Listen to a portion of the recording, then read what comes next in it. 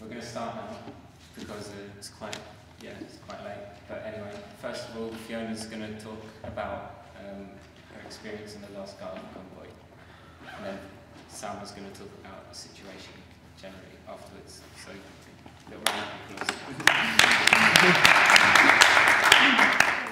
We come here today to discuss the situation in Gaza and to share experiences about what happened on the recent Viva Palestina convoy. As we meet here today, we're meeting at a very critical moment in history on the issue of Palestine. Israel's aggression against the Palestinians is growing by the day, and one of the focuses of this aggression is the Palestinians in Gaza. Israel's really tightening the screw and making life even more intolerable for those trapped in Gaza. Over 3 years on from when the siege first began, it's really intensifying and becoming more and more deadly. Gaza remains in ruins 1 year on from the massacre last January.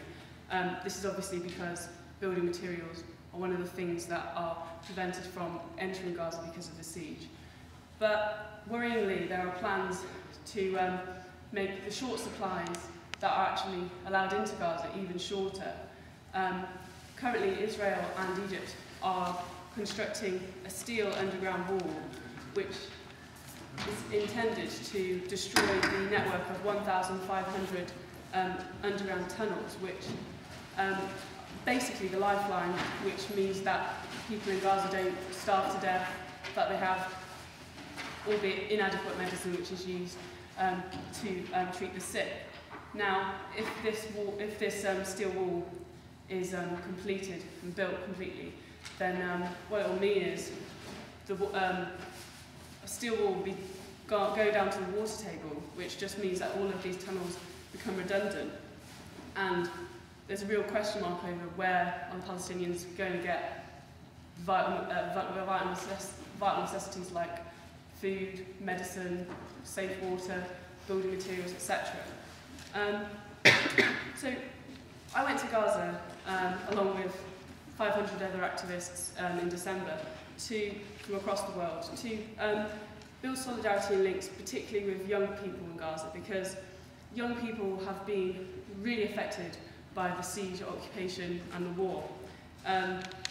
You know, the headline of 1/3 of the 1,400 people that died with children is one of the shocking facts. Obviously, many more young people died in that war beyond those children. Education infrastructure in Gaza was completely decimated. With the Islamic University being bombed, ministries being bombed, schools, colleges. So that's why I decided to go. And I think in Britain and all over the world, really, international solidarity for Palestinians, in Gaza in particular, has really risen up the agenda. More people support the Palestinians following the war. I think it's represented complete sea change, particularly for young people in Britain, because for the first time we saw demonstrations with hundreds of thousands of people marching on the streets of London, and simultaneously demonstrations of thousands of people at cities across the UK. And obviously young people were at the centre part of that movement, not only in terms of the demonstrations, but also occupying universities, raising funds, making demands of their institutions to support education in Gaza. And the Viva Palestina convoy should be seen in that context. It's one way in which you can support the Palestinians, and it's quite a unique thing. It's a very big commitment to raise millions of pounds to buy vehicles and humanitarian supplies, and literally drive them thousands of miles to Gaza. And it's very practical. Obviously, you're taking things that the Palestinians desperately need or in short supply. And it's a very significant symbolic act of solidarity to take time out and to basically volunteer your time to become a moving protest across huge sections of the world, across 2 continents. Now, sort of focusing on the third convoy, because there were 2 convoys before the most recent one, which is obviously what this talk is about, which, completely incredible. The first convoy, people leaving Britain had no idea whether or not we'd actually reach Gaza at all, because breaking the siege is not an easy thing. I'd consider it quite a revolutionary act, really, to achieve. There's a reason why we do it, and why because it's difficult. If it wasn't difficult, then there wouldn't be a siege. We wouldn't need to go to these great lengths to offer solidarity and help to the Palestinians. So, needless to say, the third convoy, which left Britain on the 6th of December, travelled 3,000 miles through almost a dozen countries. Needless to say, it was a massive struggle to actually get into Gaza. It was not straightforward by any means. We were delayed by 10 days.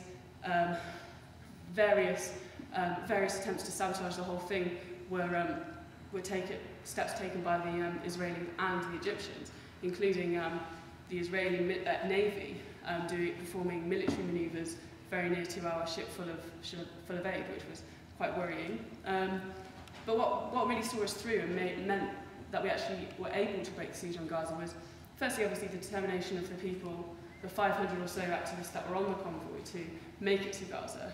But more importantly was the fact that the international civil society were really behind us, and actually some governments as well. Turkey offered huge diplomatic support.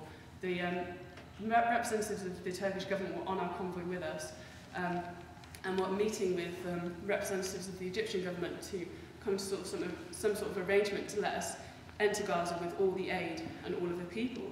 And that succeeded because we've had huge wall-to-wall coverage in the Middle East on Al Jazeera and Press TV for a whole month, which followed the convoy's every move. And obviously, if any of you watch these programmes, you'll see that we come into quite a lot of problems when we reached Egypt itself in Al Arish, with the convoy being attacked by the Egyptian police. But the fact that the weight of public opinion in international civil society is behind the Palestinians, and the fact that we had some really good media coverage, meant that we were able to enter Gaza. And that's kind of really what I want to mainly focus on today, was the situation in Gaza, because we spent about a month on the road, and 2 days of that month was spent in Gaza. That's obviously the most unforgettable and most important part of the trip, because apart from taking the aid and solidarity, the most important thing really is to become advocates for Palestinian people and to spread the messages that spread the messages of what their life is like when we come back home. So the first thing about Gaza is you're driving your ambulance up the Gaza Strip into Gaza City, and surrounded by bullet holes in residential buildings, rubble and destroyed buildings. We took a tour of Gaza City, and it's absolutely appalling, the devastation. The first place we went to was the Prime Minister's offices, which was just complete. It's just decimated. It's just a pile of rubble. It's just absolutely incredible that apparently we're in the West, we're supposed to be in favour of democracy, and that's that's what people try and suggest that we're trying to achieve in the Middle East by going and bombing civilians and killing lots of children. But in actual fact, the fact that on the first day of the war, the first thing that was targeted was the place where the government in Gaza met to make decisions to govern the country, the heart of democracy. So many ministries have been destroyed in Gaza, it's incredible. The Ministry of Justice. The Ministry of Justice isn't a physical entity anymore. It's just absolutely incredible that these sorts of institutions were targeted in a systematic way. And education was definitely systematically targeted.